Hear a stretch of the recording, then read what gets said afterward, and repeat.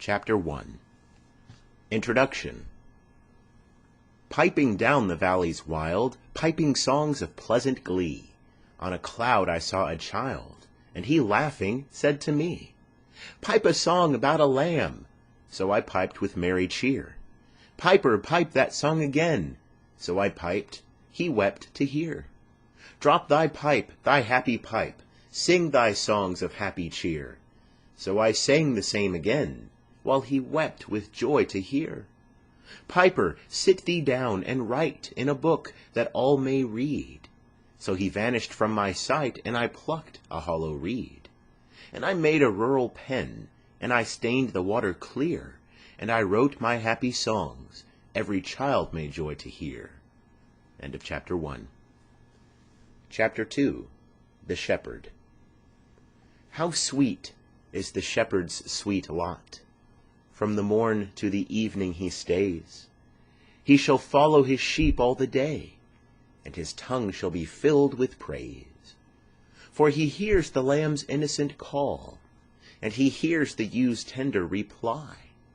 He is watching while they are in peace, for they know when their shepherd is nigh. End of chapter 2. Chapter 3. The Echoing Green. The sun does arise, and make happy the skies.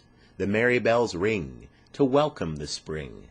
The skylark and thrush, the birds of the bush, sing louder around to the bell's cheerful sound, while our sports shall be seen on the echoing green.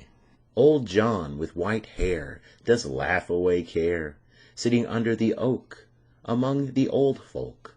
They laugh at our play, and soon they all say, Such were the joys when we all, girls and boys, in our youth time were seen on the echoing green.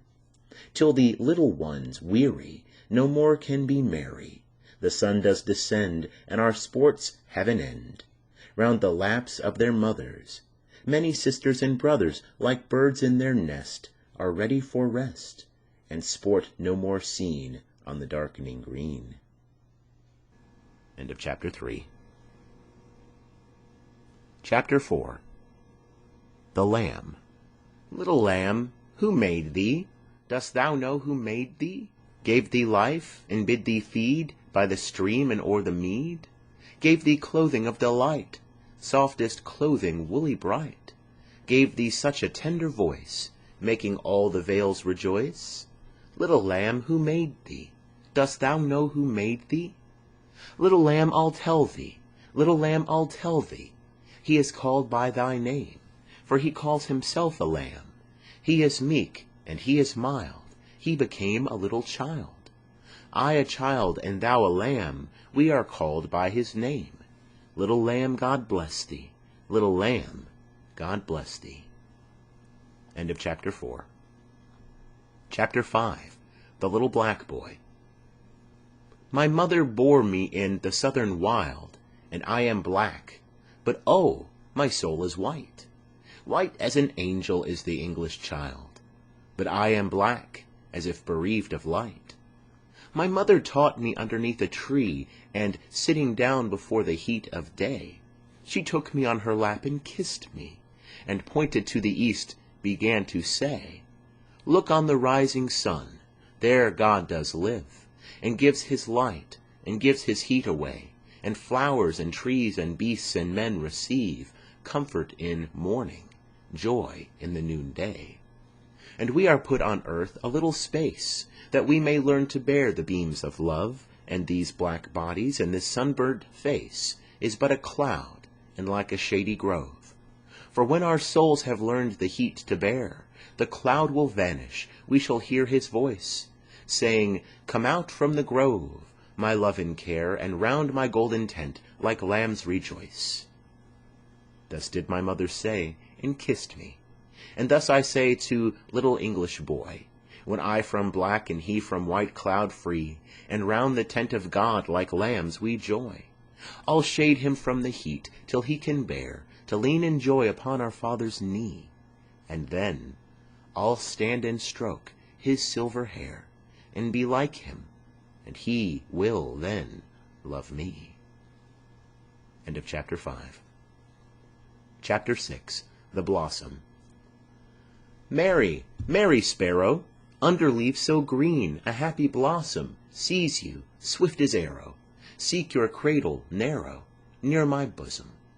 Pretty, pretty robin, under leaves so green, a happy blossom hears you sobbing, sobbing. Pretty, pretty robin, near my bosom. End of chapter 6. Chapter 7. The Chimney Sweeper. When my mother died, I was very young, and my father sold me, while yet my tongue could scarcely cry, Weep, weep, weep, weep. So your chimneys I sweep, and in soot I sleep. There's little Tom Dacre, who cried when his head, that curled like a lamb's back, was shaved. So I said, Hush, Tom, never mind it, for when your head's bare, you know that the soot cannot spoil your white hair. And so he was quiet, and that very night, as Tom was a-sleeping, he had such a sight, that thousands of sweepers, Dick, Joe, Ned, and Jack, were all of them locked up in coffins of black. And by came an angel who had a bright key, and he opened the coffins and let them all free. Then down a green plain, leaping, laughing they run, and wash in a river, and shine in the sun. Then, naked and white, all their bags left behind, they rise upon clouds, and sport in the wind. And the angel told Tom, if he'd be a good boy, he'd have God for his father, and never want joy. And so Tom awoke, and we rose in the dark, and got with our bags and our brushes to work. Though the morning was cold, Tom was happy and warm. So, if all do their duty, they need not fear harm. End of chapter 7. Chapter 8. The Little Boy Lost. Father, father, where are you going? Oh, do not walk so fast. Speak, father, speak to your little boy, or else I shall be lost. The night was dark, no father was there. The child was wet with dew. The mire was deep, and the child did weep, and away the vapor flew. End of chapter 8. Chapter 9. The Little Boy Found. A little boy lost in the lonely fen, led by the wandering light, began to cry, but God, ever nigh, appeared like his father in white.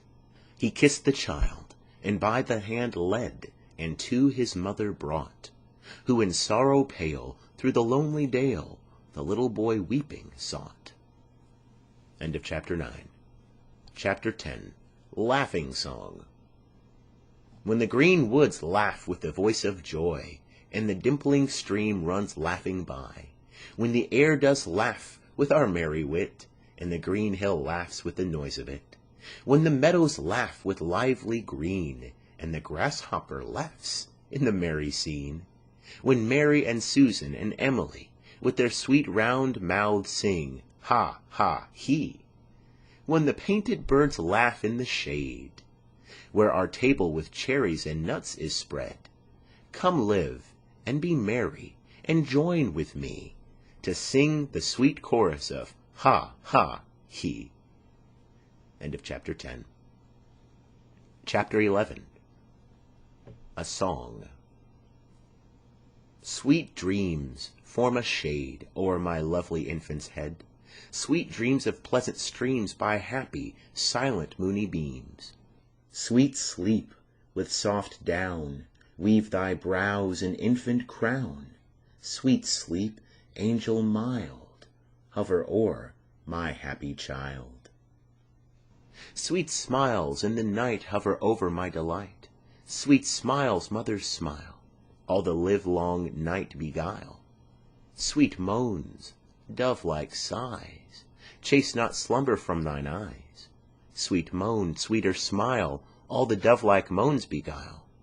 Sleep, sleep, happy child, all creation slept and smiled. Sleep, sleep, happy sleep, while o'er thee doth mother weep. Sweet babe, in thy face holy image I can trace.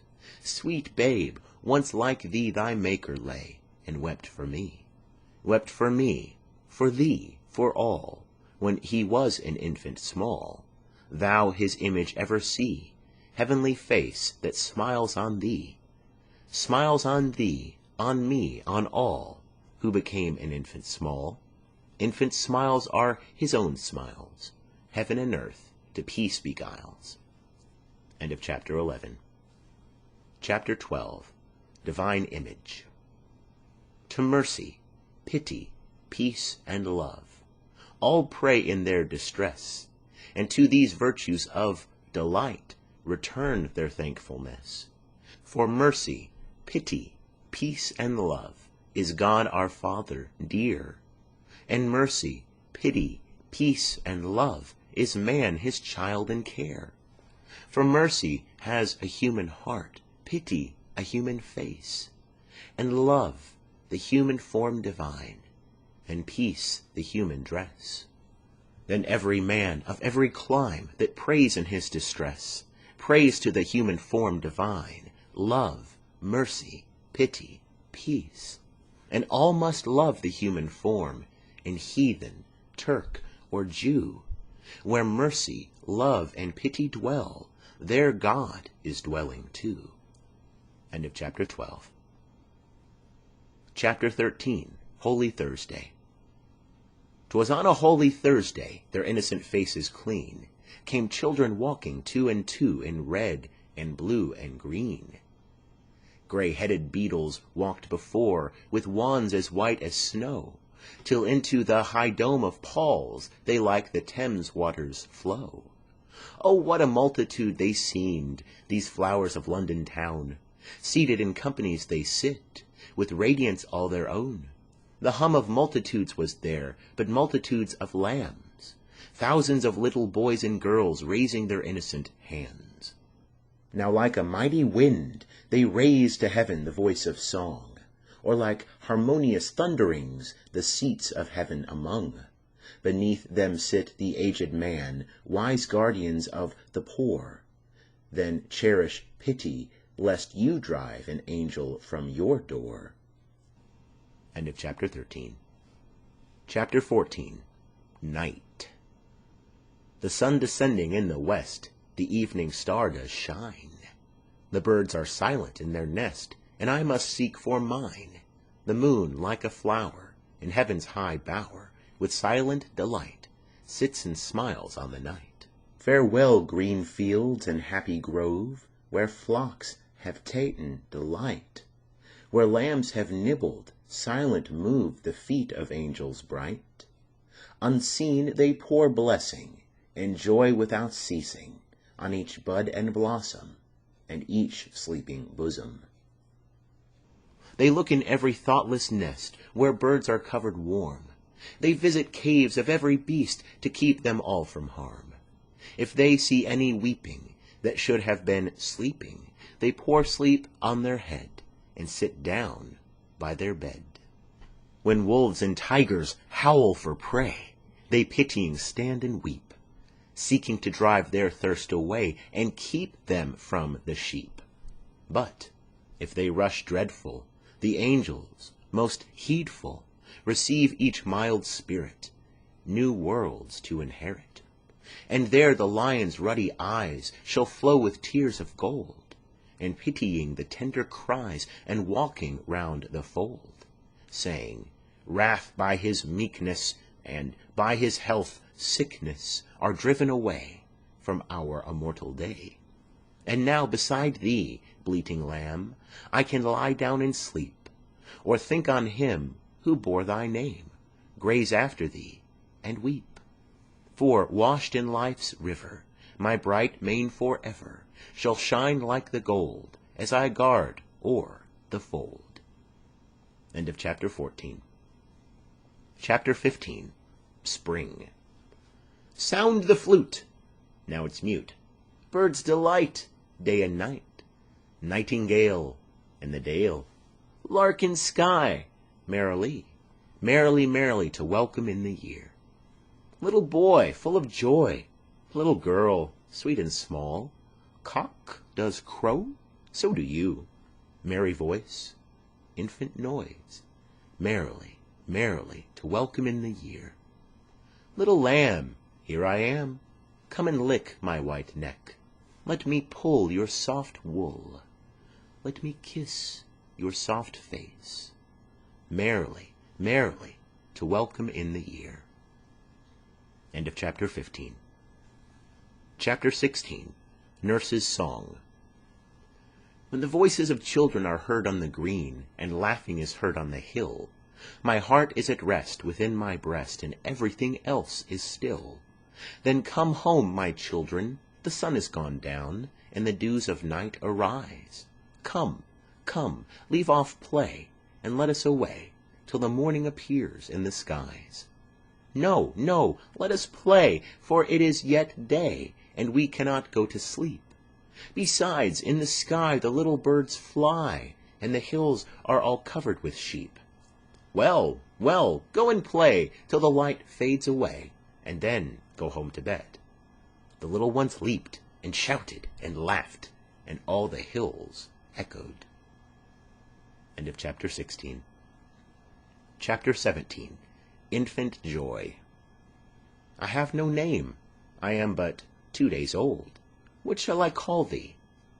I happy am. Joy is my name. Sweet joy befall thee. Pretty joy, sweet joy, but 2 days old. Sweet joy I call thee. Thou dost smile. I sing the while. Sweet joy befall thee. End of chapter 17. Chapter 18. A Dream. Once a dream did weave a shade o'er my angel-guarded bed, that an emmet lost its way where on grass methought I lay, troubled, wildered, and forlorn, dark, benighted, travel-worn, over many a tangle spray. All heart-broke, I heard her say, "O my children, do they cry? Do they hear their father sigh? Now they look abroad to see, now return and weep for me." Pitying, I dropped a tear, but I saw a glowworm near, who replied, "What wailing wight calls the watchman of the night? I am set to light the ground, while the beetle goes his round. Follow now the beetle's hum, little wanderer, hie thee home." End of chapter 18. Chapter 19. On Another's Sorrow. Can I see another's woe, and not be in sorrow too? Can I see another's grief, and not seek for kind relief? Can I see a falling tear, and not feel my sorrow's share? Can a father see his child weep, nor be with sorrow filled? Can a mother sit and hear an infant groan, an infant fear? No, no, never can it be. Never, never can it be.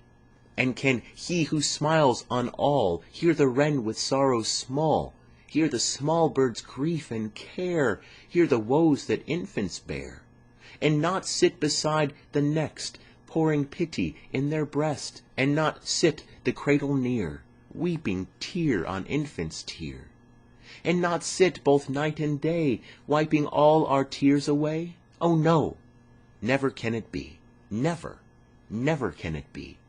He doth give his joy to all. He becomes an infant small. He becomes a man of woe. He doth feel the sorrow too. Think not thou canst sigh a sigh, and thy Maker is not by.